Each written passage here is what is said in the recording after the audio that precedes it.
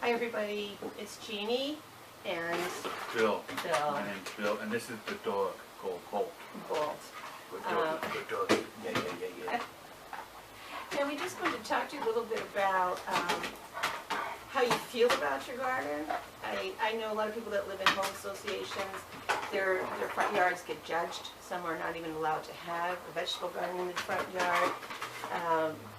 We lived in a home association for way too long. It was a couple of months, and we did all the gardening on the deck so that we didn't have to go through getting judged and getting approved and all of this stuff like our neighbors had told us they did. But like, how do you feel, Bill? We have a garden that's right by the roadside. People walk by or for bicycle or jog. There's no sidewalks, so they're taking their lives in their hands. But a lot of traffic now that COVID has moved a lot of people out of the cities. But how do you feel about what the appearance of our garden is? I think we grow it. We're not there for it to look good. It always looks good in the summer when there's plants growing. Yeah, the rest of the year it looks like, white. White. But yeah, when there's stuff growing, it looks fine. But we don't grow it. We grow it for utility. Yeah, it's not really for aesthetics. We've had a real problem with deer this year, so there's a lot of fencing up, and I would love it if we could just have it completely open and not have to put the fencing up, but we have to, because even with the fencing, the deer's not afraid of me or the dog. no, and it didn't jump the fence the other night too. Yeah. And you're using, what's the name of that deer repellent? Deer off. And it's like 100% guaranteed, and it did make a big difference, but it's not stopping the deer. So many of the people that have come here out of the city, and I don't blame them, are feeding the deer, so the deer will just walk right into your yard, and jumping a fence is no big deal if it can handle it. So our gardens are not grown for aesthetic purposes. Don't compare yourself to the photographs you see online and some of the videos.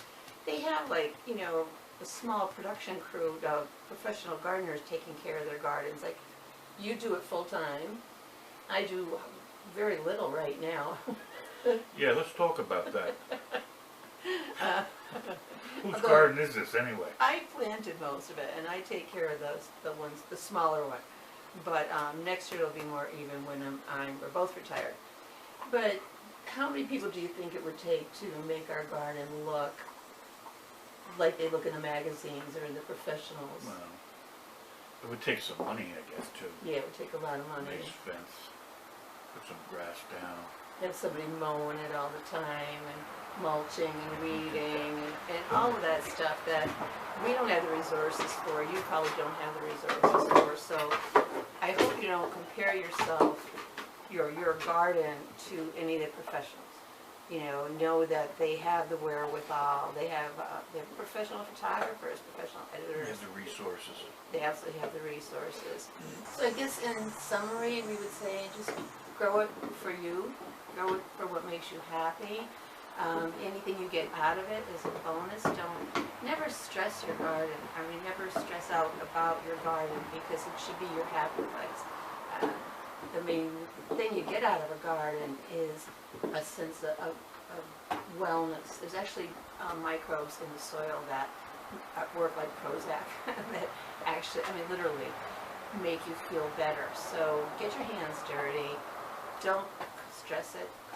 Don't compare yourself. Suavecito. Suavecito. Thanks. Bye-bye.